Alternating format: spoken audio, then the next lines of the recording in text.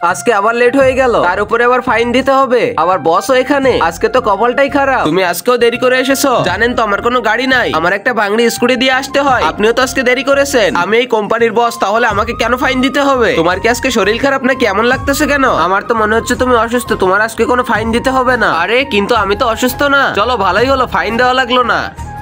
Hello guys, আমার তরফ থেকে আজকে দুপুরের খাবার তোমাদের জন্য। যিনি তুমি এই খাবারটা খেয়ে নাও, এটা খেলে দেখবে তোমার অসুস্থ মনে হবে না, তুমি ঠিক হয়ে যাবে। আজকে তো আমি মেকআপ করিনি, তাই হয়তো বস আমাকে অসুস্থ মনে করতেছে। চলো আজকে তো ফ্রিতে খাবার পেয়ে গেলাম। তোমার শরীর তো আজকে ঠিক আছে, তোমাকে দেখতেও অনেক সুন্দর লাগতেছে। বস আমি আসতে পারি? হ্যাঁ ভিতরে এসো। বস আমার কিছুদিনের ছুটি লাগবে, আমার শরীরটা খারাপ লাগতেছে। তোমাকে আমি কতবার বলছি বৃষ্টিতে এভাবে ভিজবে না, তাও তো তুমি আমার কথাই শুনো না। এমন করলে তো তোমার শরীর খারাপ হবেই। জিনি আমি তোমাকে অনেক ভালোবাসি, তুমি কি আমাকে বিয়ে করবে? বন্ধুরা তোমরা বলো আমি কি করব? আর আগে মহান আল্লাহকে তুমি ভালোবাসলে লাইক এন্ড সাবস্ক্রাইব করে দাও, আর পার্ট 2 দেখতে চাইলে অবশ্যই কমেন্টে পার্ট 2 লিখো।